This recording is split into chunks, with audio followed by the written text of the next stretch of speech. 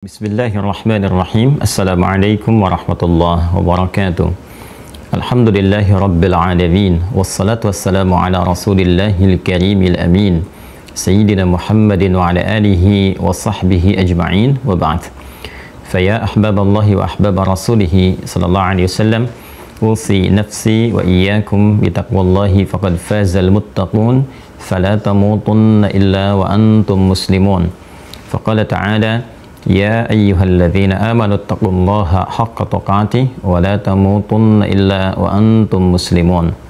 Saudara-saudariku, bersyukur pada Allah Subhanahu wa taala kita kembali diberikan kesempatan untuk beraktivitas di kesempatan kali ini, dan tentunya kita telah bermohon kepada Allah agar kita diberikan petunjuk-petunjuk kebaikan, menata aktivitas pada hal-hal yang diridhai oleh Allah Subhanahu wa taala, sehingga dengan itu mampu kita mendapatkan rahmat Allah dan kembali dalam kebaikan.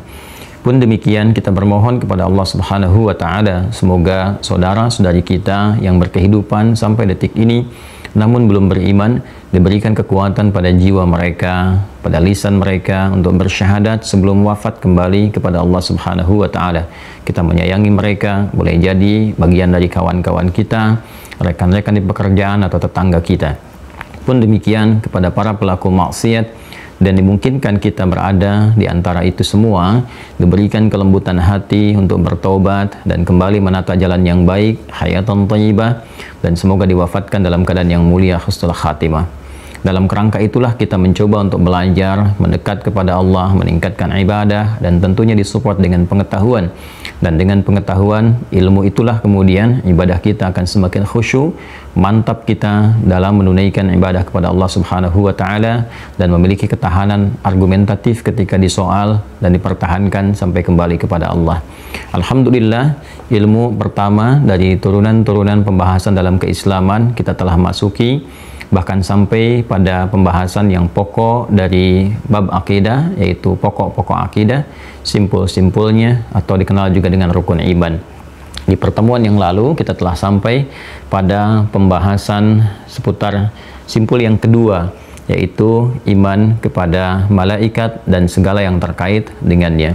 Baik, saya akan turunkan beberapa hal supaya bisa dipahami dengan baik, teman-teman sekalian. Selalu saya ingatkan, saya suka membuat beberapa clue gitu kan, dari kata-kata tertentu atau buat bagan untuk memudahkan pemahaman, ya kan? Kita buat seperti ini ya, dari mulai Islam, kemudian iman, ya, plus amal. Ini sudah saya terangkan, tidak perlu dibahas ulang. Ini akidah, nama lainnya, ya, ini syariat, nama lainnya. Ini kedua, saling menguatkan, saling bersinergi. Nah, dan nanti ada ilmunya untuk menguatkan ini semua. Parameter akidah, iman kalau ingin kuat bisa dilihat lewat amal. Amal pun bisa dipandang benar kalau ada iman atau akidahnya, sehingga nanti ini berubah menjadi amal soleh. Untuk penguatan keduanya ada ilmu, ya kan? Nah, ini kan di sini ada ilmunya lagi. Ini juga ada ilmunya lagi, yang ini, ya kan? Yang ini nanti ilmunya bisa disebut dengan nama yang sama, yaitu akidah, atau terkait dengan tujuannya, menjadikan semua aktivitas kita terbimbing kepada yang satu, kepada yang ahad, kan? Kepada yang ahad. Siapa yang ahad itu? Allah. Tahu dari mana? Di surah Al-Ikhlas, Qul huwallahu ahad. Menjadikan sesuatu kepada yang satu, yang ahad, yang esa, yang maha tunggal, itu disebut dengan tauhid, dari kata wahhada yuwahhidu, ya, mengarahkan kepada yang satu. Wahhada yuwahhidu, tauhid. Maka dikenal juga ilmunya dengan ilmu apa? Tauhid. Ya. Nanti yang terkait ini syariat, amal, ada ilmunya juga disebut dengan fikih, ya. Nah, karena itu nanti ketika ini menjadi turunan, ini representasinya pada syahadat, ya, syahadatain ini. Ya, ini pada syahadatain. Syahadu an la ilaha illallah, syahadu anna Muhammadar Rasulullah, kan? Nanti yang amal pokok pada ibadah, pokok-pokok ibadah, itu kan gambarannya, seperti sholat, kan, zakat, puasa, haji, dan turunan yang lainnya sebagai implementasi dari sini, ya, dari iman atau akidah. Ilmunya disebut fikih. Dari sini nanti muncul fikih sholat, fikih zakat, fikih puasa. Kan kita tidak sebut dengan ilmu sholat, kan, kita namakan dengan fikih sholat. kita tidak mengatakan ilmu zakat, kita katakan fikih zakat. Nanti setelah selesai ini baru kita masuk ke sini. Ya. Nah, ini teman-teman sekalian, yang akidah, yang tauhid punya pokoknya. Ya, ada pokoknya. Ya, dan ilustrasinya indah sekali dalam Islam itu. Ilmu keislaman itu luar biasa, Masya Allah, kan? Masya Allah, bagaimana Allah memberikan detil pedoman kehidupan kita dari yang sederhana sampai yang paling kompleks. Jadi selalu diilustrasikan seperti bangunan itu, ya. Seperti bangunan, ilmu itu seperti bangunan, nanti yang mengokohkan apa yang akan kemudian kita bangun ke atasnya dan menampilkan dengan keindahan. Jadi mulai dari pondasi, tiang-tiang, sampai juga sampai ke atap, sampai ke keindahannya, ya, bagai warna-warna dan seterusnya. Makanya di situ nanti ada akidah, Masya Allah, kemudian bangunan nanti ada ibadah, ya, kaitan dengan sinergitasnya ada muamalah, nanti kecantikan keindahan bangunannya ada akhlak, itu selalu terikat ke dalamnya. Nah, maka di sini pun ada ilmunya, ada yang pokok, ada pondasinya. Ya. Ya, bangunan akidah kita itu ada pokok, ada pondasinya, dikenal dengan rukun, ya kan? Rukun iman. Nah, karena ini terkait dengan akidah, terkait dengan iman, maka kita sebut dengan rukun iman. Ya, bisa kita katakan juga rukun akidah, ya boleh gitu ya, rukun iman. Nah, rukun iman ini ada simpulnya, ada talinya gitu kan, ada pokok-pokoknya, simpul-simpul yang ingin kita kuat, ingin kita ikat dengan kuat, ya, sehingga dengan kekuatan itu bisa merekat ke dalam jiwa kita, terbawa sampai pulang. Wala tamutunna illa wa antum muslimun. Itu kan dibukanya dengan kalimat ya ayyuhalladzina amanu, hai orang yang telah beriman, gitu kan? Ittaqullaha haqqa tuqatih, ittaqullaha, dan tingkatkan takwamu kepada Allah dengan menguatkan pondasi keimanan itu, haqqa tuqatih, dengan cara yang benar, kan, dengan mengerjakan ibadah-ibadah. Wala tamutunna illa wa antum muslimun, dan jangan sampai kamu wafat kecuali dalam keadaan sebagai muslim. Ini menggenggam keyakinan kita, simpulnya dikuatkan, mengakar kepada jiwa, suatu yang diikat kuat, dijaga supaya tidak lepas, disebut dengan akidah, ya. Simpul ini ada 6. Yang pertama, yang paling pokok terkait dengan Allah Subhanahu wa Ta'ala, ya. Baik nanti terkait dengan aspek teologisnya untuk menguatkan kemantapan kita berketuhanan, kenapa kita menuhankan Allah, apa dalilnya secara nas, ya. Dalil di kitab kamu apa, Tuhan kamu Allah. Kita harus punya argumentasi, sebab kalau nggak ada keterangan di kitab kita, bagaimana kita meyakini Tuhan kita Allah? Lalu secara rasional, ya, rasionalisasinya seperti apa? Jadi lengkap sekali. Ini ada nasnya, ya, bernas. Jadi semua statement dalam Islam bernas, gitu kan? Ada dalilnya. Ad-dinu huwad dalil. Makanya di kita itu sederhana, lengkap sekali, semua pertanyaan dalilnya muncul. Ini untuk menunjukkan keterhubungan kita dengan Allah. Ya, kalau kita mau bandingkan dengan keyakinan atau kepercayaan lain, silahkan dicek. Ya, bangun tidur seperti apa bimbingannya misalnya, Anda seperti apa, dalilnya apa, di mana petunjuknya di kitab Anda, kita ditemukan semua, ya, baik di Al-Quran, pedoman umum, ataupun dimintakan kepada Rasulullah untuk menjelaskan dalam hadis-hadis, kita temukan, ya. Nah, ini lalu secara rasionalitas, ya, disebutkan kenapa menuhankan Allah, apa yang menjadikan Allah sebagai Tuhan yang hak, bagaimana Anda bisa menetapkan satu-satunya Allah itu sebagai Tuhan, ya, bukan yang lainnya, apa rasionalitasnya. Jadi ketika kita menerangkan kepada orang yang belum beriman pun, ya kan, kemudian belum kenal dengan Allah karena lingkungan memengaruhinya, maka kita bisa terangkan dengan aspek rasional yang telah kita terangkan, kita ulas bersama. Lalu dalilnya apa di Al-Quran itu sendiri, ya. Nah, ini seperti ini teman-teman sekalian. Lalu kemudian ada interaksi ibadah. Nah, interaksi ibadah. Ya, konsekuensi dari menuhankan itu kan, ya, konsekuensi dari berketuhanan, kita menuhankan Allah Subhanahu wa Ta'ala, berarti harus ada pembuktian. Pembuktiannya lewat apa? Ibadah. Nah, cara berinteraksinya bagaimana? Memanggilnya seperti apa, gitu kan? Ini belum ke praktek. Ya, cara interaksinya dulu, memanggil, memohon, membuktikan ketuhanan lewat perawatan, pemberian, kayak dikenal dengan rububiyah di sini, gitu kan? Rububiyah. Kalau ini kan ilahiyah, kan ini rububiyah. Maka muncul nanti pembahasan lewat apa? Nah, nama-nama Allah yang mulia, Asmaul Husna, ya kan? Asma dan sifat, ya kan? Nah, ini yang kemarin sudah kita tuntaskan. Kemudian untuk memudahkan, ya, semua yang terkait dengan aktivitas hamba, sekaligus membuktikan rahman Allah sebagai satu-satunya Tuhan yang disembah, ya kan? Sebagai satu-satunya Tuhan yang diibadahi, yang kita pertuhankan, tidak ada yang lain, maka Allah buktikan dengan cara memberikan implementasi perhatian terhadap hamba, perawatan, sekaligus juga memberikan kesaksian terhadap perbuatan hamba, supaya tidak mengingkari saat kembali kepada Allah. Itu sudah diwanti-wanti bahkan sebelum kita terlahir ke dunia ini. Seperti saya jelaskan di Quran surah ke-7 Al-A'raf ayat 172, gitu kan? Antaqulu yaumal qiyamati inna kunna an hadza ghafilin, di ujung ayatnya, ya kan? Supaya engkau tidak berkata di hari kiamat, kami lupa ya Allah dengan perjanjian ini, ya kan? Kan sudah kita bahas dari awal ayatnya kan? Wa idz akhadha rabbuka mim bani adama min zuhurihim dzurriyyatahum wa tashhaduhum ala anfusihim alastu bi rabbikum qalu bala syahidna an taqulu yaumal qiyamati inna kunna an hadza ghafilin. Quran surah ke-7 Al-A'raf ayat 172, ya, supaya kamu nggak lupa kamu punya perjanjian untuk menuhankan Allah dengan sifat rububiyahnya dan sebagainya. Nah, ketika kita mengatakan qalu bala syahidna, kami bersyahadat, kita mengambil perjanjian, dan Allah pun berkomitmen memberikan perhatian sifat rububiyah dan sebagainya. Di antara perhatian itu menjadikan persaksian dari semua perbuatan kita. Maka Allah menugaskan dengan memberikan kewenangan tertentu, pemberian kewenangan ada satu makhluknya disebut dengan malak, jamaknya disebut malaikat, kan? Maka pembahasan kedua tentang malaikat, di antara malaikat itu nanti ada yang ditunjukkan kepada kita tentang bagaimana sifat mereka, ya, dari dasar penciptaan mereka, ketaatan mereka, seakan Allah memberikan kesan kepada kita, hei, ini malaikat yang dicipta sebelum kamu saja, ya. Jadi malaikat diciptakan sebelum kita. Tahu dari mana dalilnya? Quran surah kedua Al-Baqarah ayat 30. Wa idz qala rabbuka lil malaikati, gitu kan? Inni ja'ilun fil ardi khalifah. Quran surah ke-15 ayat ke-28. Wa idz qala rabbuka lil malaikati inni khaliqum basyara, gitu kan? Ketika Rabb berfirman kepada malaikat Muhammad SAW, ketika Rabb berfirman kepada malaikat, aku akan mencipta makhluk baru, ya, yang bukan malaikat, bukan jin. Jin sudah ada sebelumnya. Ya, di ayat 27 di surah ke-15 itu kan jin disebutkan duluan. Wal janna khalaqnahu min qablu min naris samum. Dan jin diciptakan sebelum manusia, ya, dari api yang menyala-nyala. Jadi malaikat duluan, kemudian setelah itu jin, kemudian manusia. Nah, jadi malaikat diciptakan duluan.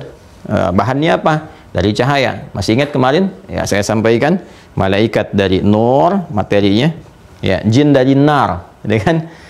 Malaikat dari apa? Nur. Kalau ditanya apa dalilnya? Malaikat diciptakan dari nur, dari cahaya. Nanti kita lihat keterangan Nabi Shallallahu Alaihi Wasallam, diambil di hadis Muslim, ya, hadis Muslim.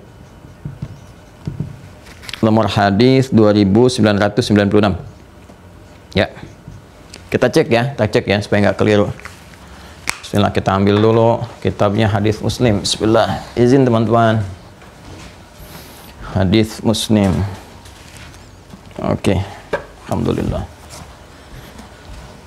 Baik, ya. Ini Sahih Muslim. Ini, ya. Yang ini, ya.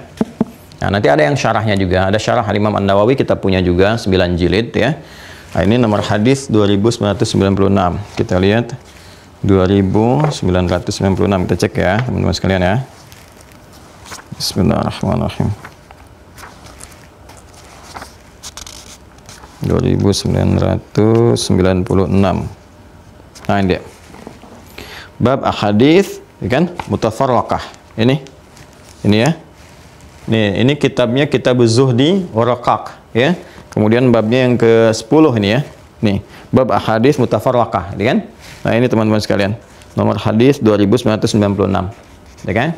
Yang sama kitabnya nomor halaman 877. Saya bacakan, ya. Bismillahirrahmanirrahim. Qala haddatsani Muhammad bin Rafi' wa Abdu ibn Humaid qala Abdun akhbarana wa qala ibn Rafi' haddatsana Abdul Razzaq akhbarana Ma'mar an Az-Zuhri an Urwah an Aisyah radhiyallahu taala anha. Ini hadisnya tersambung pada Ummul Mukminin Sayyidah Aisyah, semoga Allah meridai kepada beliau. Kan qalat, beliau menyampaikan, qala Rasulullah sallallahu alaihi wasallam, Rasulullah sallallahu alaihi wasallam bersabda, khuliqatil malaikatu min nur. Ya, jelas, ya. Ini, ya. Khuliqatil malaikatu min nur wa khuliqal jan, kan, min marijim min nar. Kemudian wa khuliqa Adam mimma wusifa lakum. Ya, diciptakan, betul, ya, dalilnya. Diciptakan malaikat itu dari cahaya, dari nur. Ini dalil yang ini. Hadisnya dari Sayyidah Aisyah radhiyallahu taala anha. Kemudian diciptakan jin, ya, setelahnya dari apa? Dari api yang menyala-nyala. Kemudian setelah itu manusia, ya, seperti kita disifati sekarang di karakteristik bawaannya. Nanti saya terangkan ketika masuk aspek yang lebih jauh lagi. Nah, ini yang kemarin saya jelaskan, detailnya dalilnya saya tampilkan saat ini, jadi teman-teman jelas, ya. Kalau ditanya ini apa, dalilnya mana, ya sudah tahu. Kemudian sifatnya juga sifat takwa, ya kan? Ya, isyaratnya ada di Quran surah ke-66 At-Tahrim di ayat yang ke-6. Ya, di ujung ayatnya, la ya'sunallaha ma amarahum wa yaf'aluna ma yu'maran. Tidak ada potensi maksiat pada diri malaikat dan mengerjakan tugas sesuai dengan tupoksinya, ya kan? Nah, itu ciri takwa. Jelas ya? Nah, maka kembali ke awal pernyataan yang saya uraikan tadi, ya ada di antara malaikat yang diberikan kewenangan untuk memberikan kesan kepada kita bagaimana makhluk yang mulia ini diciptakan dengan bahan dari cahaya yang sangat baik, ya, kemudian dengan bawaan-bawaan yang mulia yang baik. Bahkan di Quran disebutkan bal ibadu mukramun, ya kan, bahwa malaikat itu hamba-hamba yang sangat mulia, dimuliakan ya oleh Allah Subhanahu wa taala karena bawaan kebaikan-kebaikan ini. Maka di antara mereka ada yang hanya bertasbih, bertahmid, kan? Ya, kemudian bertakdis kepada Allah seperti Al-Baqarah ayat 30, ada yang di Arasy, kan? Ada yang macam-macam untuk memberikan kesan kepada kita bahwa ini loh malaikat yang mulia saja ibadah, masih bertasbih kepada Allah. Masa kamu yang bukan malaikat nggak mau tasbih, nggak mau tahmid, nggak mau salat, dan sebagainya. Nah, ada yang terkait dengan aspek kehidupan kita. Ya, oleh Allah ditugaskan langsung untuk mensupport bagaimana kita bisa meningkatkan takwa seperti saya jelaskan kemarin, dan dengan itu semakin dekat kita kepada Allah, bahkan derajat kita bisa berada di atas malaikat. Malaikat itu patuh wajar, ya, karena apa? Bawaannya takwa semua, nggak ada nafsunya. Ya, makanya wajar nggak bermaksiat, nggak ada nafsu, ya, nggak ada tantangan kehidupan malaikat, ya begitu saja. Makanya tidak ditetapkan sebagai contoh ya, oleh Allah kepada kita dalam membangun misi di dunia, ya kan? Tapi nanti contohnya sebagai bagian dari ketaatan kepada Allah. Jadi nggak ada tantangan, wajar, nggak ada hambatan, nggak makan, nggak minum, ya, kemudian nggak berpasangan gitu. Itu aja yang dikerjakan. Kalau kita manusia masih ada tantangan, ada nafsu, gitu kan, ada provokasi setan dan sebagainya. Karena itu ketika kita mampu mendekat kepada Allah, hamba yang mulia, ya, malaikat sholat, itu kan, beribadah kepada Allah, kita pun sholat, malaikat zikir, kita pun zikir, kita tingkatkan, itu naik status lebih tinggi dibanding malaikat. Sampai malaikat pun diminta hormat, bahkan dengan dasar pengetahuan yang Allah tetapkan, Allah berikan kepada kita semua. Kenapa? Karena kita punya tantangan. Ya, untuk meningkatkan takwa itu harus mengendalikan nafsu. Malaikat nggak ada nafsu, takwa ya sudah bawaan dirinya. Kan? Karena itu ketika bekal utama untuk meningkatkan takwa yaitu ilmu diberikan kepada manusia pertama Adam, ditampilkan kepada para malaikat dan sebagian jin yang ada pada saat itu, terbukti diminta hormat. Kan? Bekal pertama kan ilmu. Al-Baqarah ayat 31. Wa 'allama Adamal asma'a kullaha. Quran surah kedua Al-Baqarah ayat 31. Wa 'allama Adamal asma'a kullaha. Itu kan? Allah kemudian mengajarkan kepada Adam beragam jenis pengetahuan. Ya, nama-nama seluruhnya. Wah, berapa tuh memori yang terkandung pada diri Adam. Nama-nama semua diberikan. Ya, dan kita anak cucu Adam, berarti kita mendapatkan bagian potensi itu untuk kita kembangkan.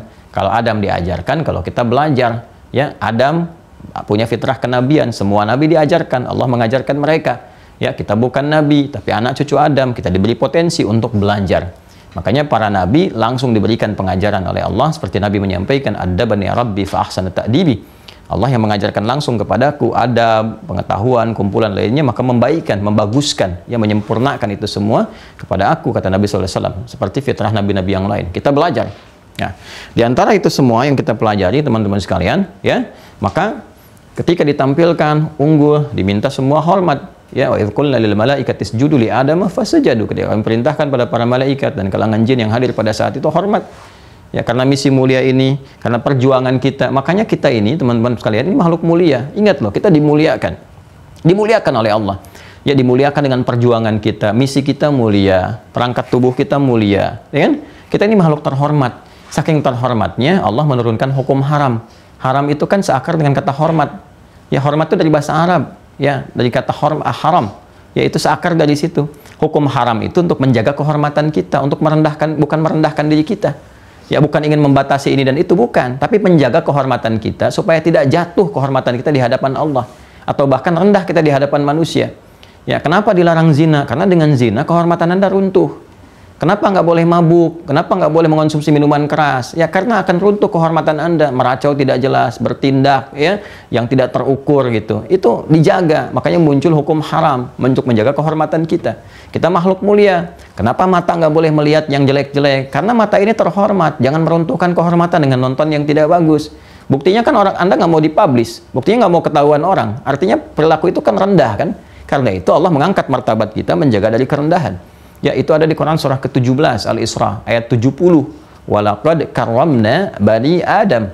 Ya, paling kanan di pertengahan. Walaqad karramna bani Adam. Kami telah muliakan semua anak cucu Adam. Wa hamalnahum fil barri wal bahr. Kan? Kami kemudian ya berikan mereka kesempatan beraktivitas penuh. Di mana? Di daratan, di lautan. Ya umumnya kan daratan lautan. Jarang ada orang beraktivitas di udara kecuali riset dan sebagainya. Gitu kan?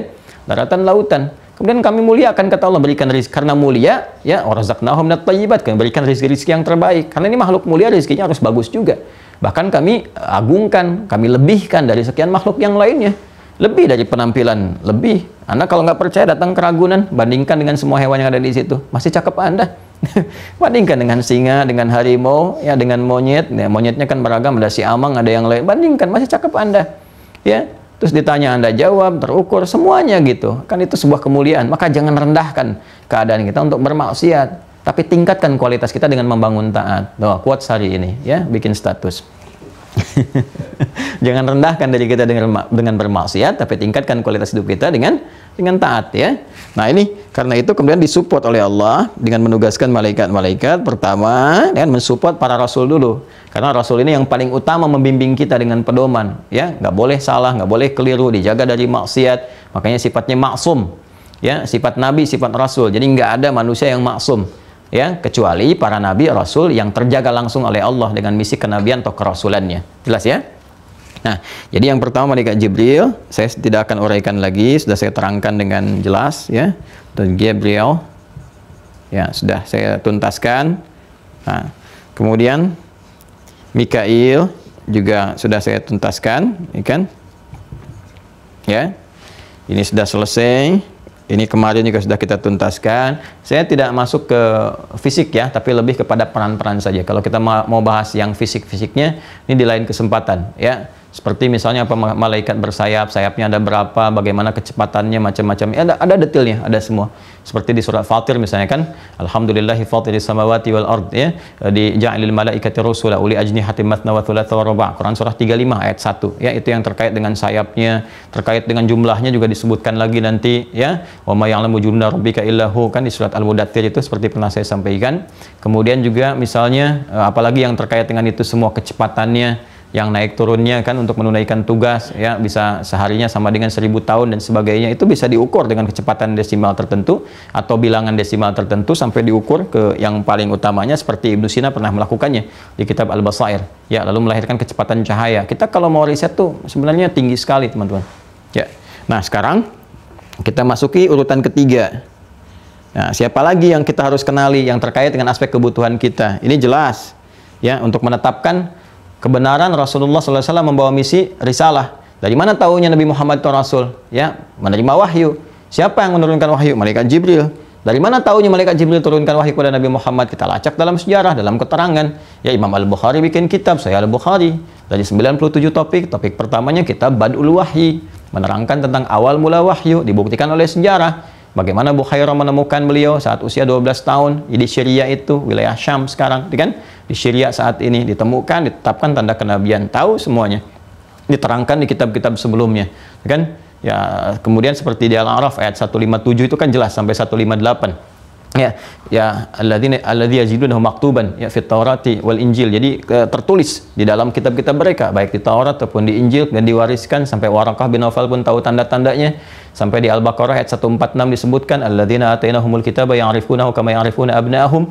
Mereka mengetahui tanda-tanda kenabian. Jadi di Quran diberikan dalilnya, di sejarah bisa dilacak, semua mengakui, jelas. Ya, jadi nggak bisa mengingkari. Ini fungsi berjalan. Jadi Jibril ini sudah selesai, kita tahu. Kemudian Mikail terkait dengan apa? Rahmat, keberkahan, rezeki, tuntas kita jelaskan. Urutan ketiga apa? Nah, ya, coba apa coba? Ya, admin apa? Israfil. Israfil.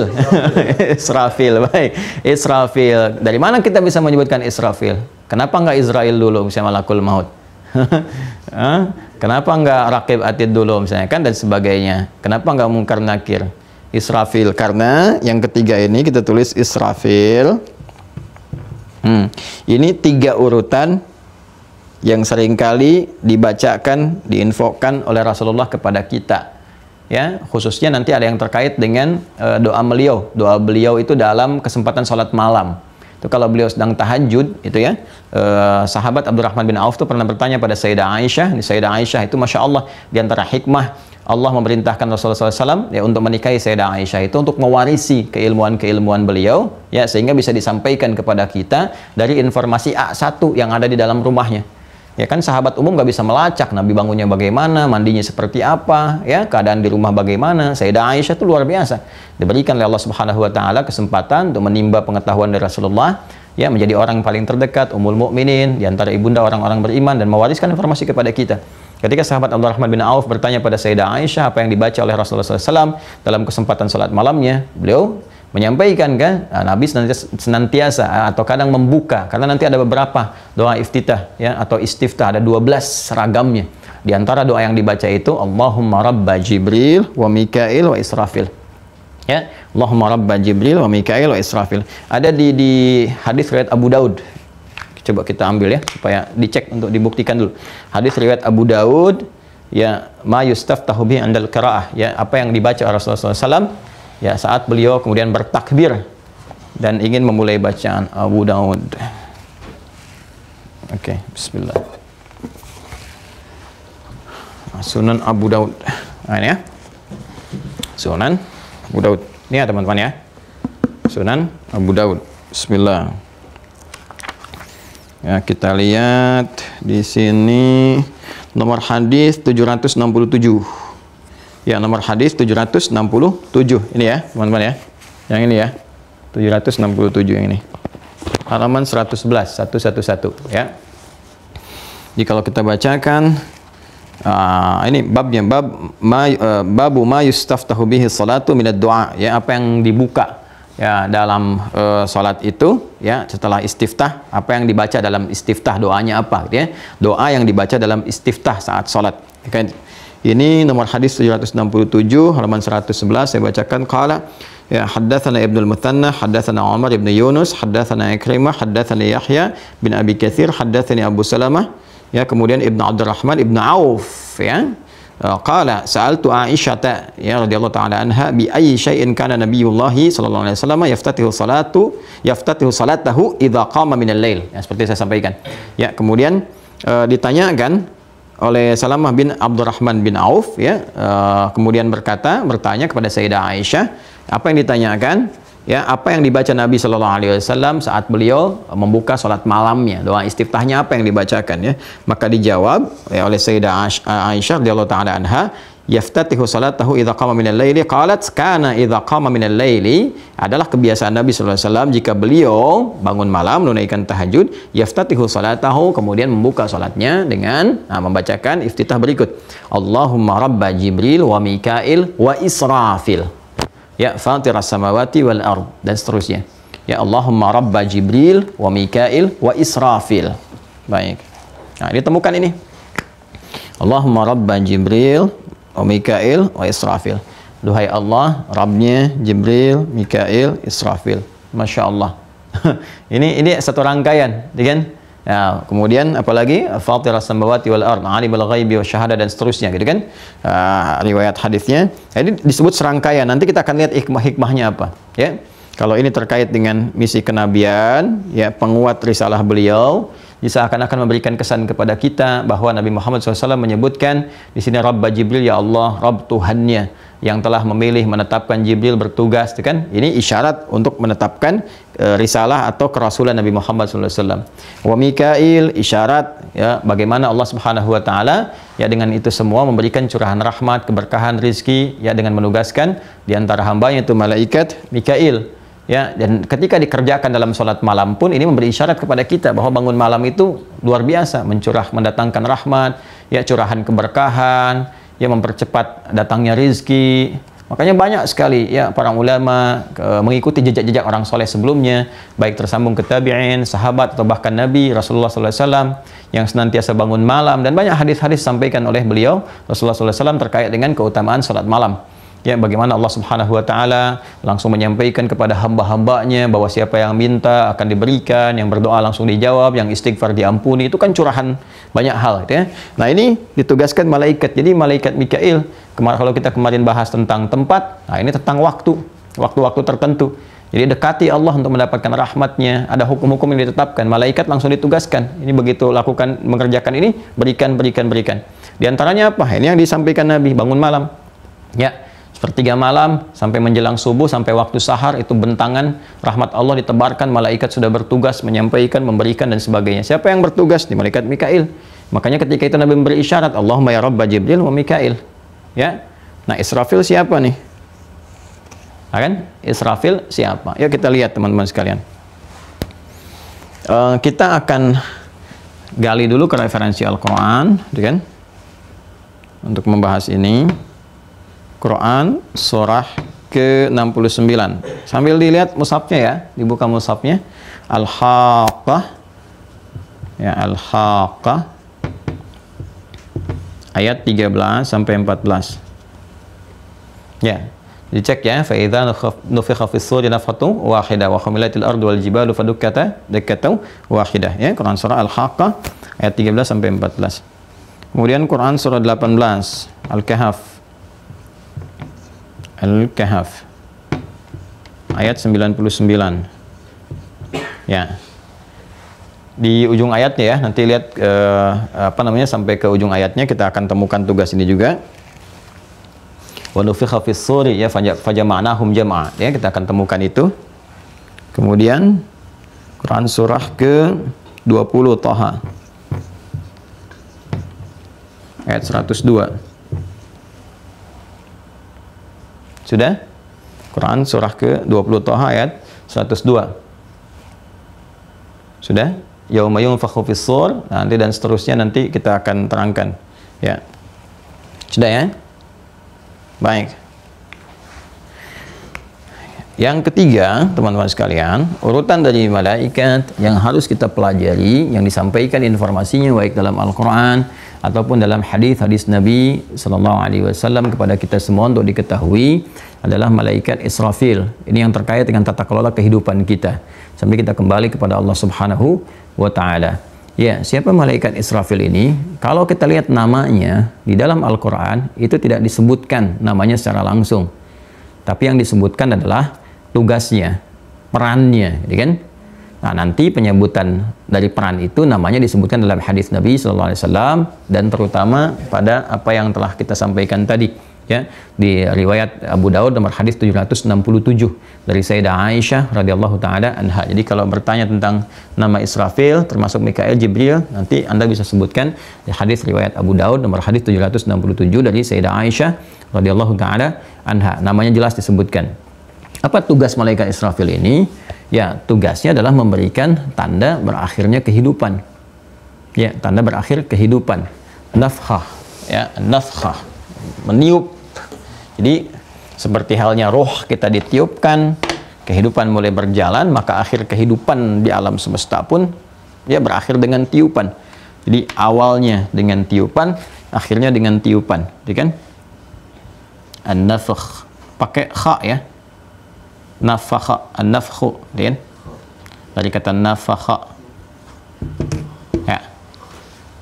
Ya, ada nafaha, ada nafakha, itu berbeda. An-nafkh, ya, nafkh. Meniup. Ditiup seperti roh kita kan ditiupkan ya oleh Allah Subhanahu wa taala dengan kehendaknya kun fayakun. Di bahasa Qur'annya wa nafakhtu fihi min ruhi. Ya, Quran surah ke-15. Ya, Quran surah 15 Al-Hijr ayat 28 sampai 30. Wa idh qala rabbuka lil malaikati inni khaliqum bashara min salsalim min hama'im masnun fa idza sawaituhu wa nafakhtu fihi min ruhi faqa'u lahu sajidin. Kan? Jadi teman-teman sekalian di sini ini kalimat nafakha, meniupkan, berikan roh dan sebagainya ya. Itu awal kehidupan. Jadi awal kehidupan itu menggunakan tiupan, roh datang berkehidupan dan sebagainya, ya kan? Nah, akhir kehidupan pun diakhiri dengan tiupan, ya, menghancurkan semuanya, gitu kan? Ya, akhir kehidupan alam semua berkehidupan dan sebagainya. Ini nanti ada sesuatu yang banyak sekali menarik teman-teman sekalian. Jadi kalau kita ngaji, dalami gitu, lihat, masya Allah kesesuaian, keseimbangan macam-macam, ya, seperti penciptaan kita ini manusia kan ada 4 ragam penciptaan. Ini supaya nggak aneh nih. Ini kalau nggak belajar jadi aneh gitu kan. Allah kan menciptakan manusia ini nanti dari 4 ragam. Ya, ada yang diciptakan tanpa ayah, tanpa ibu. Ya, jadi nggak ada peran laki-laki, nggak ada perempuan, tanpa ayah, tanpa ibu. Nanti yang kedua, ini menarik nih. Ya, dari peran ayah saja, laki-laki saja, ada peran laki-laki saja, ya, tanpa ibu. Ya, ini menarik nih. Ya, nanti yang ketiga ini, ya, ada peran ibu saja tanpa ayah. Yang keempat dengan ayah dengan ibu. Oh, bingung kan? Pada bengong tuh. Satu, ya, tanpa ayah tanpa ibu. Yang kedua, ayah saja tanpa ibu, ya kan? Yang ketiga, ibu saja tanpa ayah. Yang keempat dengan ayah dengan ibu. Nanti Anda, saya, kita masuk yang mana tuh? Jadi kan? Itu menarik tuh. Pokoknya berkesesuaian deh. Satu, tanpa ayah, tanpa ibu. Nabi Adam. Jelas kan? Coba, siapa ayahnya Nabi Adam? Siapa ibunya Nabi Adam? Nggak ada. Allah ingin berkehendak menciptakan manusia pertama. Ya, langsung kun fayakun. Jadi Adam. Ya, kalau ada ayah ibu berarti bukan manusia pertama. Ya kan? Jelas ya? Berarti Adam tuh. Kan? Dari sisi ayah saja, dari laki-laki. Nggak ada unsur perempuan, nggak ada ibunya. Sayyidah Hawa. Sayyidah Hawa kan diciptakan dari apa? Dari tulang sulbinya Nabi Adam kan? Tulang rusuknya Nabi Adam. Ya kan? Coba lihat An-Nisa, Quran surah 4 ayat 1. Ya ayyuhan nasu taqu rabbakumul ladzi khalaqakum min nafsin wahidah. Adam wa khalaqa minha. Dari bagian Adam tulang rusuknya itu zaujaha, istrinya. Muncul Hawa. Ya kan? Itu disepakati. Anda mau lihat kitab samawi yang lain silakan cek, sama.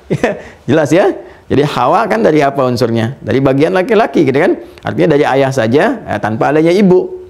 Kan? Awas jangan aneh nih, kan kita yakini Al-Quran, mungkin belum tahu ya. Masa sih? Bukan, belum tahu. Kita sampaikan, jelas. Dan ini sudah kita paham semua, kan diciptakan dari tulang rusuk kan, bagiannya dari situ. Yang ketiga apa? Ibu saja tanpa ayah, Nabi Isa. Ya kan? Nabi Isa kan ibu saja, Maryam alaihissalam. Bapaknya siapa? Nggak ada. Jelas kan? Ya, makanya beliau virgin kan, ya perawan suci yang sangat mulia, sangat dihormati. Jelas, suratnya surat Maryam. Disampaikan di Al-Imran juga dibahas. Yang terakhir dengan bapak dengan ibu kita, saya, Anda, kita semua. Ya, jadi ada 4 bagian nih. Makanya jangan aneh kalau ada salah satu, nggak usah aneh. Memang 4-nya seperti itu. Ya, jadi jangan sampai kita salah menilai. Oh ini karena tanpa ibu nih, misalnya kan, oh berarti jadi Tuhan. Oh jangan begitu dulu. Oh ini karena nggak ada ayahnya, bisa kok ibunya aja. Berarti diangkat statusnya, bukan cuma manusia. Ya misalnya jadi Tuhan atau anak Tuhan dan sebagainya. Terus yang ini yang tanpa ayah tanpa ibu jadi apa dong? Gitu kan? Makanya kita melihat 4 bagian ini biasa saja, standar. Makanya Allah katakan, ya inna mathala Isa indallahi kamathali Adam. Ya, sungguh bagaimana penciptaan Isa alaihissalam, ya kan? Itu seperti halnya Adam. Artinya apa? Normal aja. 4 bagian ini, manusia pertama demikian, manusia kedua demikian, ya. Kemudian lanjutannya untuk mukjizat seperti itu, yang keempat ya demikian adanya. Masing-masing menunjuk bagian dari hikmah penciptaan dari Allah Subhanahu wa taala. Artinya apa? Allah mau berkehendak apa saja jadi. Itu poinnya. Bagi Allah gampang. Allah pengen ya jadi. Ya, yang Allah kehendaki nih, lahir manusia tanpa bapak tanpa ibu, yang Allah pengen jadi. Lahir tanpa ibu jadi, lahir tanpa bapak jadi, harus ada bapak, harus ada ibu, jadi. Jelas ya? Jadi Allah ingin menunjukkan apapun yang Allah inginkan terjadi. Itu maksudnya. Dan yang membuat seperti itu siapa? Sang pencipta, Allah Subhanahu wa taala. Itu maksudnya, ya. Nah, ini kembali ke sini teman-teman sekalian. Itu saya hanya ingin ambil contoh bagaimana ya segala hal itu saling di Islam itu detail sekali, jelas keterkaitan. Ya satu sama lain tuh ada kejelasan, ini maksudnya ke sini, hikmahnya ini, pemahamannya begini. Termasuk awal kehidupan, ya dengan tiupan, akhir kehidupan pun dengan tiupan semesta hancur semua, habis. Ya, nafakh ini. Baik. Kemudian siapa yang ditugaskan ya oleh Allah Subhanahu wa taala dari hambanya, dari malaikat ya untuk menutup akhir kehidupan ini, ya kan, ditiupkan, ditiup semua, bahkan nanti itu pun akan ditutup juga, malaikat diwafatkan juga oleh Allah Subhanahu wa taala semuanya ya, sampai untuk menunjukkan yang abadi itu Allah. Nanti sebagai penutup, wal awal ya wal akhir.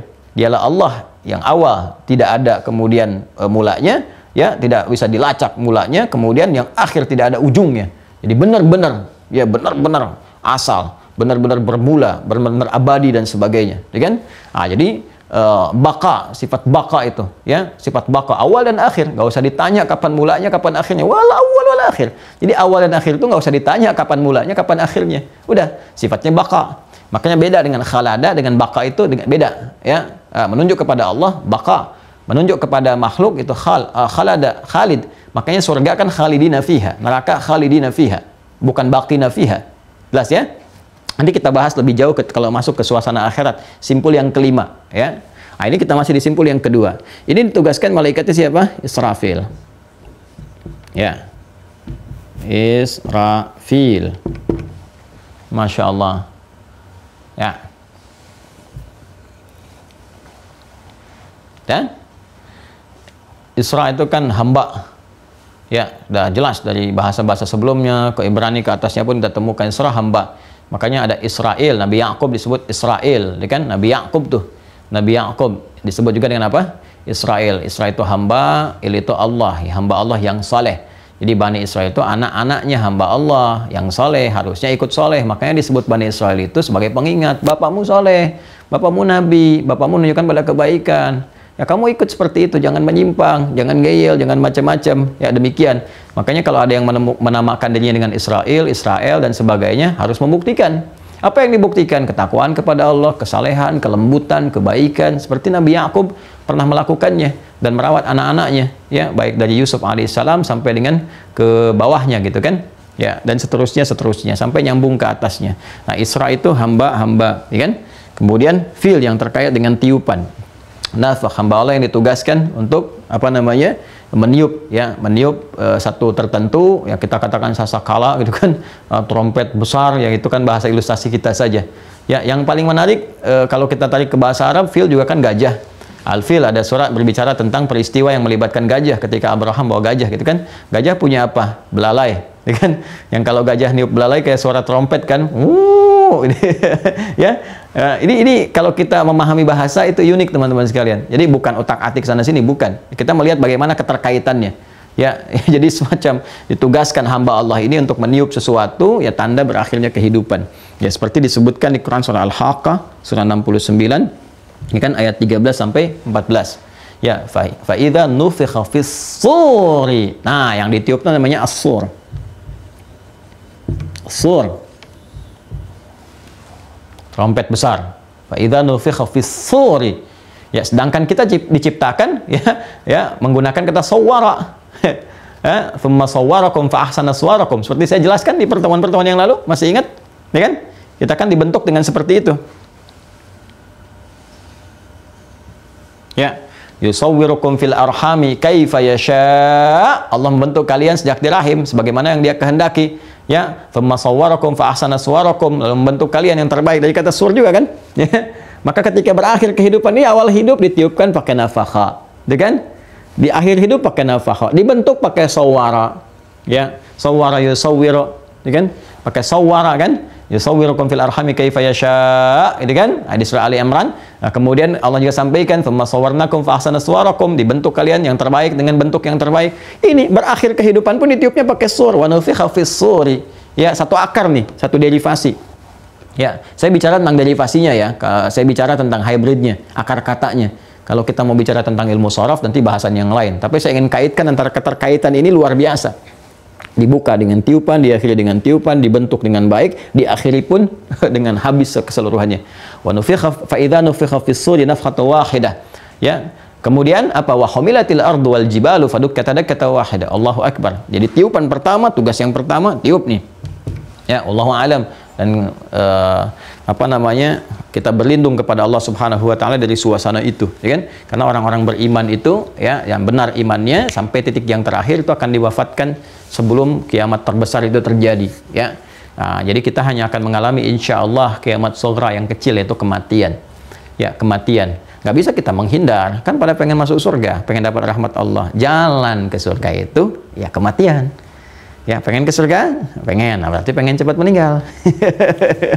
Pengen cepat-cepat? Ya. Nah, kita kan nggak tahu kapan kita berpulang. Intinya jalan menuju rahmat Allah itu yang tertinggi puncaknya, yang kita dambakan, kita harapkan untuk membuktikan benar nggak sih iman kita nih? Benar nggak yang kita kerjakan sekarang? Nanti ada jembatannya. Namanya kematian. Kematian itu mutlak. Niscaya, sudah pasti itu. Nggak bisa kita hindari. Untuk membenarkan keimanan sekaligus juga membuktikan dampak dari kekufuran. Ya, gerbangnya sama, gerbang kematian, caranya beda. Gimana caranya? Ntar yang keempat, sabar, ada petugasnya nanti. Nanti akan diinfokan kepada kita bagaimana dia bertugas. Caranya bagaimana, nanti akan merasakan sendiri. Bagian yang keempat, ya tenang aja. Insya Allah kita bahas, itu kan. Ya. Nah, jadi yang Israfil ini udah tiup, hancur semua dan sebagainya. Nah, yang mau saya katakan gini, As-Sur itu kan sesuatu yang besar, mencakup, ya, yang punya rongga gitu di dalamnya. Kayak tabung itu kan, tabung kalau kayak trompet, persis lah trompet gitu begini. Kan ada rongga tuh, ya, di dalamnya itu. Tuh kan panjang dan sebagainya.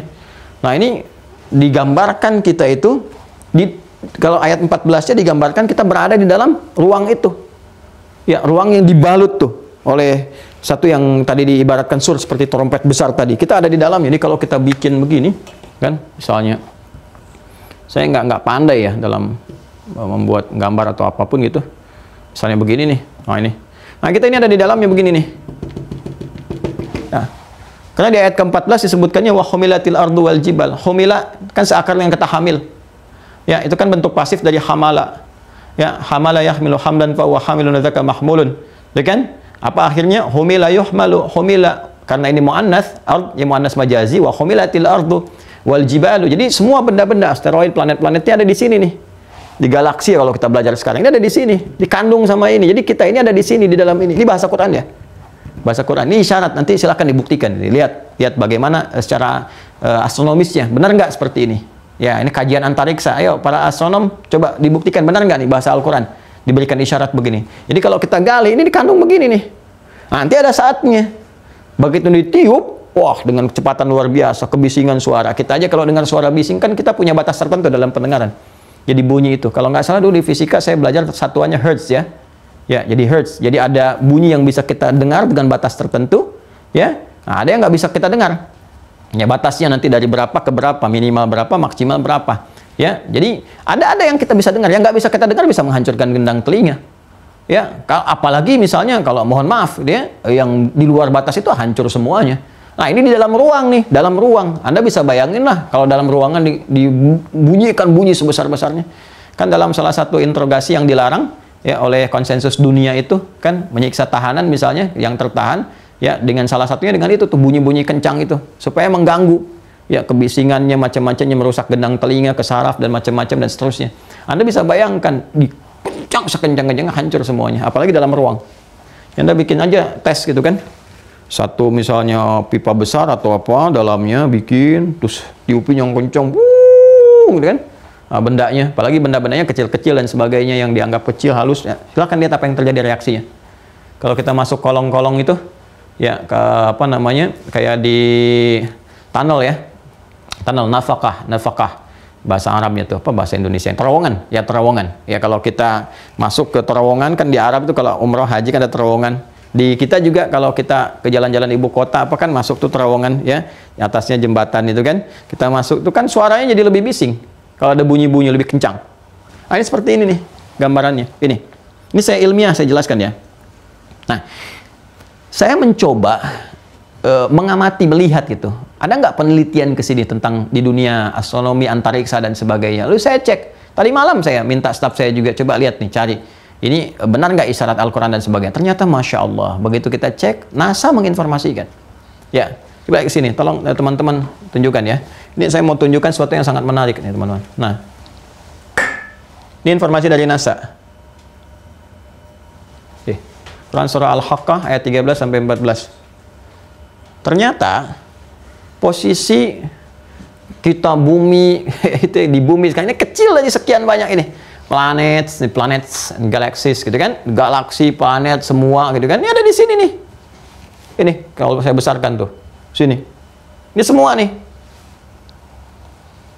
Dan ternyata yang paling luar biasa ya, kita bersyukur kepada Allah, kan? Satu hal yang sangat mengagumkan, menunjukkan kebenaran Al-Quran. Ternyata ini tuh apa? Ya, ternyata ini bukan terperangkap lah istilahnya ya. Ya, berada dalam ruang, terlingkupi oleh satu ruang yang bentuknya seperti trompet gini tuh. Tuh. Bentuknya seperti trompet. Bahkan mereka membuat ukuran sendiri, kan? Ini development of galaxies, planets, etc. Ini kan? Ini semua sini tuh. Dark age di sini, kan? Kemudian afterglow light pattern, itu kan ada berapa nih jaraknya nih, 375.000 tahun sampai di sini. Inflasinya bagaimana, kuantum fluktuasinya seperti apa. Ini bahkan ya first stars about for 100 million years. Dia satu bintangnya aja bisa usia 400 juta tahun. Ini disebutkan satu ada bintang-bintang, galaksi, asteroid, planet macam-macam di sini, tuh, dan seterusnya. Ternyata kita berada dalam ruang, tuh. Sadari nggak?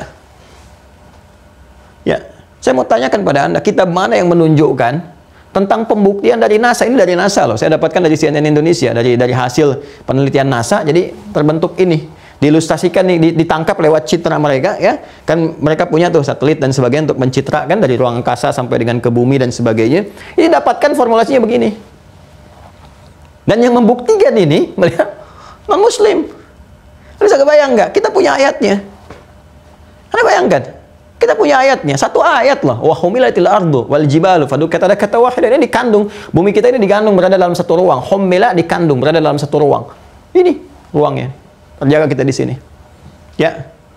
Nanti masalah black hole dan sebagainya ada di ayat lain seperti Ar-Rahman dan sebagainya gitu. Tapi ini sangat menarik teman-teman sekalian. Ini pembuktiannya ada di siapa? Jadi yang membuktikan tentang kebenaran Al-Quran satu ayat itu, gitu kan? Nah, kemudian yang membuktikan tentang apa lagi? Kebenaran hadis Nabi yang ditugaskan malaikatnya siapa? Ya ini.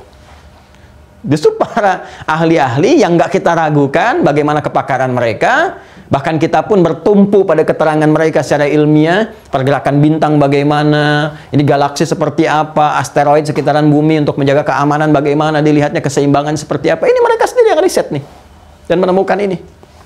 Ini citranya demikian kurang lebih, kan? Cuman kan karena mereka nggak tahu referensinya, kan? Ya, belum sampai kepada tingkat keimanan yang kita kemudian sampaikan, perkenalkan supaya mengetahui. Kan bertanya-tanya, ini apa yang akan terjadi dengan ini semua? Jawabannya di Quran. Fa idza nufikha fis suri nafhatun wahidah. Ini akan ditiup nih, hancur semua di sini.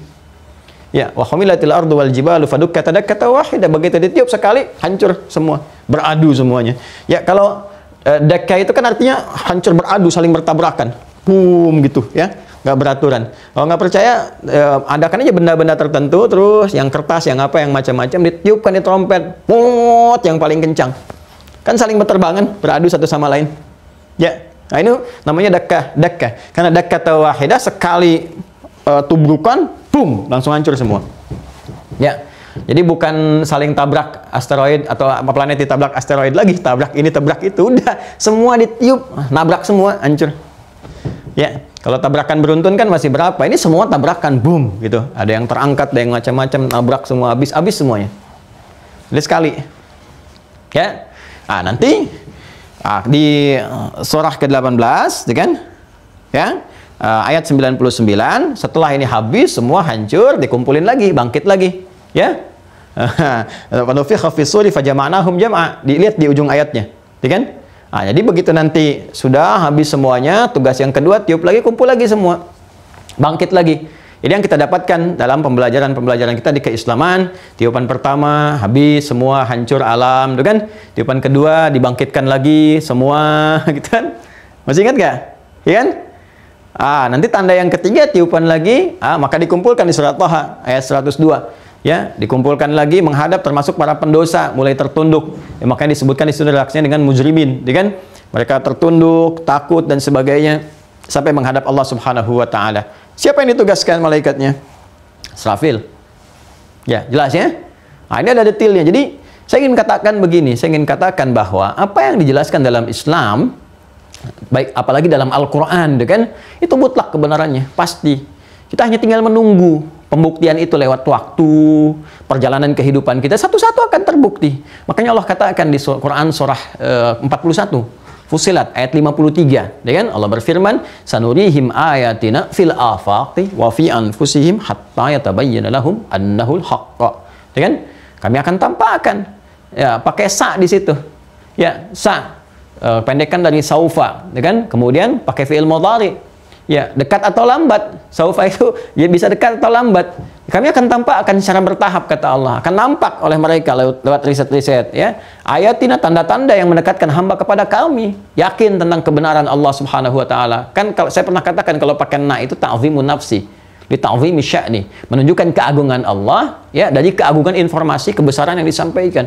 Kamu akan lihat secara bertahap. Ada pembuktian di alam yang menunjukkan keesaan Allah, ketuhanan Allah. Kadang-kadang kita lihat aja ke atas awan berbentuk Allah, gitu kan?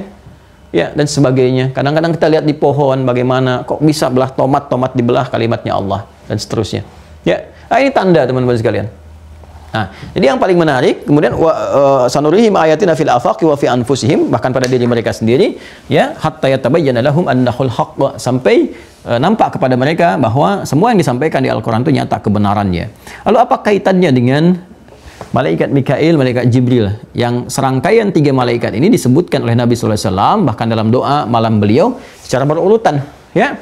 Dan disebut dengan sifat rububiyahnya Allah. Allahumma rabba. Allahumma kan saya pernah sampaikan, ya kan? Seperti guru saya mengajarkan, saya sampaikan kepada Anda semua. Allahumma itu mengandung unsur kelembutan, kepasrahan, ketawaduan. Jadi Nabi itu berdoa dengan penuh kelembutan, kepasrahan, ketawaduan, keyakinan. Ya Allah, ini kan?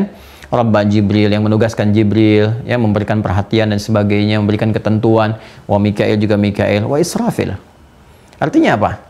Ya, kalau kita mau gabungkan ketiganya, seakan-akan kalimatnya begini, ya Allah yang telah menetapkan aku sebagai Rasul, memilih mengangkatku sebagai Nabi dan Rasul melalui malaikat Jibril.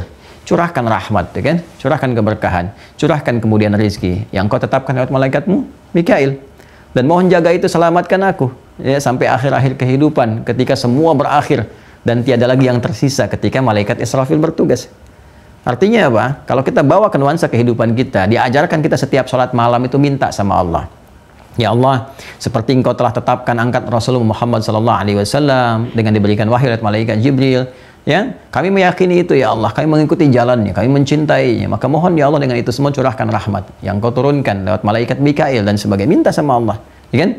Kemudian apa? Jaga ya Allah dengan rahmat itu, dengan berkah itu, dengan rezeki itu, jaga kami ya Allah.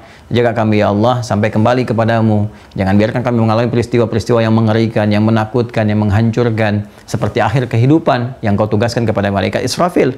Ya, itu makna luasnya, tafsirnya demikian.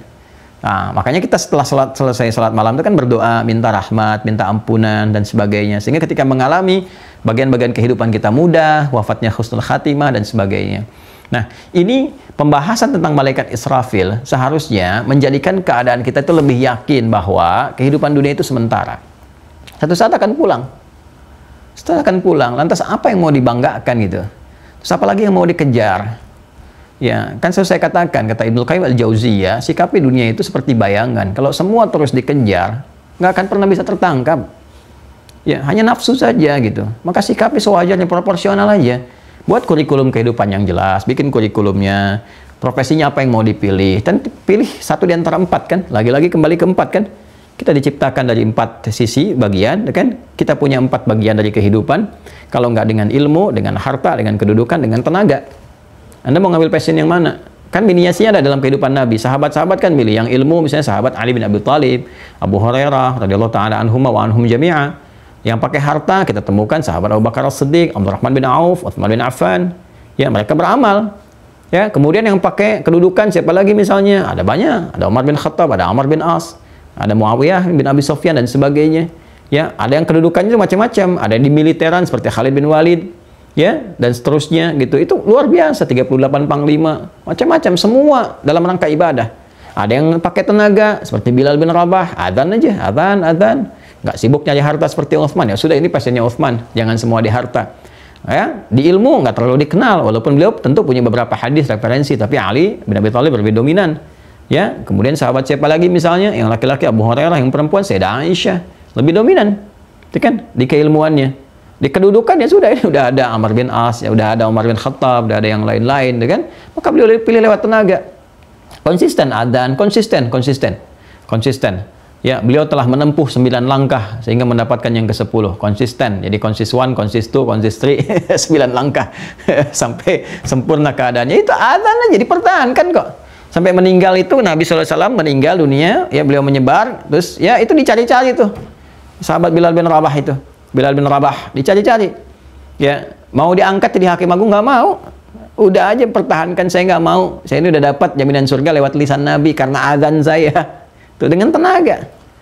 Ya, jadi kita tinggal pilih mau yang mana gitu. Kemudian proporsional nikmati kehidupannya. Udah saya tempuh jalannya sampai meninggal. Sampai tiba waktunya meninggal, selesai gitu. Ini proporsional aja. Ya, karena itu diancam nih kalau kita terlalu banyak ngejar dunia, apalagi meninggalkan keimanan. Jangan-jangan nanti masuk dalam skala ini tugasnya malaikat Israfil. Ya, ajal kita nyampe ke situ, ditiup, hancur, benturan sana-sini dan sebagainya. Ini tanda-tanda su'ul khatimah, akhir kehidupan yang buruk. Nah, kurang lebih demikian teman-teman sekalian. Ini membawa kita suasana hal-hal yang mengingatkan kita tentang kunci keimanan. Sekaligus fungsinya apa? Kita akan pergi kembali. Lalu kita bertanya, wah ini mistik bukan nih, gitu kan? Ini mistis bukan? Hayalan bukan? Macam-macam bukan? Ternyata yang membuktikan malah non-muslim sendiri. Ya, lewat yang tercanggih sekarang. Ya, institusi yang paling hebat citranya, dipertaruhkan keilmuannya, kumpul semua ke sana, udah riset sampai ke ruang angkasa. Ya, kita masih sibuk di sini pakai PCR, mereka udah ke bulan, udah ke Mars, udah ke macam-macam. Ya, kita baru mengantisipasi ini dan itu dan sebagainya. Makanya Indonesia ini anugerah. Saya selalu mengatakan Indonesia ini alhamdulillah kita ini anugerah. Ya, buminya anugerah sampai dibentengin tuh sama orang tua kita dengan pasal 33 tuh di undang-undang itu, bumi, air dan segala isinya itu kan dikuasai oleh negara dan dipergunakan sebesar-besarnya ya untuk kemaslahatan kita rakyat, masyarakat dan sebagainya. Gitu. Jadi karena anugerah, coba deh bandingkan dengan negara manapun, luar biasa Indonesia itu, Masya Allah luar biasa. Terus orang-orangnya juga hebat-hebat. Coba lihat, dari lisan kita ini baru lisan nih, baru lisan. Coba lisan orang Indonesia itu lisan yang paling fleksibel di muka bumi ini. Mau pakai bahasa apa aja gampang. Orang Indonesia kalau belajar bahasa Inggris, kayak orang Inggris betulan. Coba kalau tampil di radio misalnya nggak ada orangnya kelihatan, dia bicara bahasa Inggris, orang nggak akan duga kalau itu orang Indonesia. Ya. Saya tidak dalam rangka membandingkan ras atau apa tidak ya, tapi kita ingin melihat bagaimana anugerah yang Allah berikan pada kita, kita syukuri. Ya, yang dari Cina bicara ketahuan Cina nih, dari India ketahuan India nih, Jepang ketahuan Jepang, Indonesia nggak tahu. Kalau itu ternyata orang Chicago bukan Chicago, gitu kan? Jadi lidahnya luar biasa. Bahasa Arab betul-betul kayak orang Arab. Coba lihat orang Indonesia tuh kalau udah bisa bahasa Arab tuh kayak orang Arab. Orang nggak bisa bedakan. Ini orang mana nih? Ternyata ketahuan-ketahuan orang Tasik. Udah jenggotan. Assalamualaikum, kaifa halak? Masya Allah di Mekah gitu ya. Udah kita jauh-jauh, kan? Ditanya, anta min fen? Ana min Banten. Sunda, abdi oge ti Tasik. Udah bisa bayangkan tuh. Orang Tasik tuh ternyata. Bahasa Arabnya luar biasa gitu, macam-macam. Itu udah Indonesia tuh. Makanya kita syukuri, ya. Syukurinya bagaimana? Dengan cara apa? Tingkatkan ibadah kepada Allah, lalu mencintai negara kita, membangunnya dengan kebaikan-kebaikan yang bisa kita munculkan. Ya, saling mensupport, harmoni, cari jalan tengah yang baik, jadi ummatan wasata, itu akan mulia. Nah, sampai tiba waktunya semua kehidupan akan berakhir. Dan ini yang menunjukkan sekali lagi, pembuktiannya bertahap muncul. Ini kalau teman-teman googling ya, di Google aja, ceklah. Ya, apa bisa trompet angkasa, trompet sasakala macam-macam. Ini mudah muncul tuh skemanya dari sini muncul, itu kelihatan semua. Jadi ini ya teman-teman sekalian.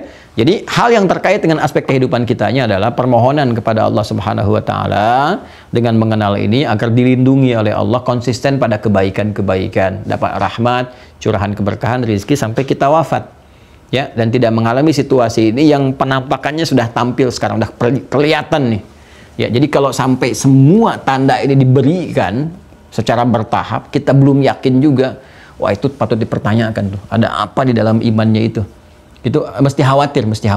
Jika kalau orang beriman tuh kalau udah tahu begini, ya saya yakin orang-orang yang belum beriman, belum kenal Al-Quran itu kalau baca ayat ini ya satu, terus dia baca tafsir terjemahannya, terus dia riset tentang ini, demi Allah saya katakan akan netes air matanya itu. Ya, saya riset puluhan tahun nyari-nyari ternyata di Quran sudah ada cuma satu ayat aja gitu kan. Itu kan kata Maurice Bucaille tuh dulu. Begitu riset tentang Firaun, 20 tahun nyari-nyari, neliti kandungannya ini apa sih yang ada. Udah tahu tenggelam di laut tuh kan. Quran cuma menurunkan satu ayat aja. Makanya ketika beliau mengecek, dipinjami, diperlihatkan Al-Quran, dibaca-baca, dia katakan saya riset puluhan tahun sampai 20 tahun saya neliti di Quran cuma satu ayat katanya. Ya kan? Lalu menyesali dirinya. Puluhan tahun bisa saya gunakan untuk yang lain-lain. Nah, kita tuh sudah diberikan anugerah, ya. Jadi bersyukur dengan itu semua. Kita belajar ini untuk menguatkan keimanan, membuktikan kebenaran risalah Islam. Perkara orang lain mau beriman, alhamdulillah, tidak itu pilihan. Semua punya konsekuensi ketika kembali pada Allah Subhanahu Wa Taala. Ya, kita saling mendoakan. Jadi ini teman-teman sekalian terkait malaikat Israfil. Terima kasih untuk perhatian hari ini. Semoga Allah memberikan keberkahan pada kita semua dan maafkan saya kalau ada hal yang kurang tepat atau hal-hal yang salah dipahami, mohon ditinggalkan hal-hal yang keliru, itu mutlak kesalahan dari saya. Kalau ada kebenaran, itu tentunya petunjuk dari Allah dan Rasulnya, silahkan diamalkan. Semoga Allah ridai. Allahumma taqabbal minna innaka antas sami'ul alim wa tub alaina innaka antat tawwabur rahim. Allahumma ja'alna min ahli al-Qur'an waj'alil Qur'ana sahiban lana fid dunya wa syafi'an lana fil akhirati ya arhamar rahimin. Rabbana atina fid dunya hasanah wa fil akhirati hasanah wa qina adzaban nar. Allahumma ij'al baqiyata hayatina hayatan thayyibah wa akhir mamatina husnal khatimah. Wa sallallahu ala sayyidina Muhammad wa ala alihi wa sahbihi ajma'in. Wa akhiru da'wana subhanakallahumma wa bihamdika asyhadu an la ilaha illa anta nastaghfiruka wa natubu ilaik walhamdulillahi rabbil alamin. Demikian, terima kasih. Assalamualaikum warahmatullahi wabarakatuh.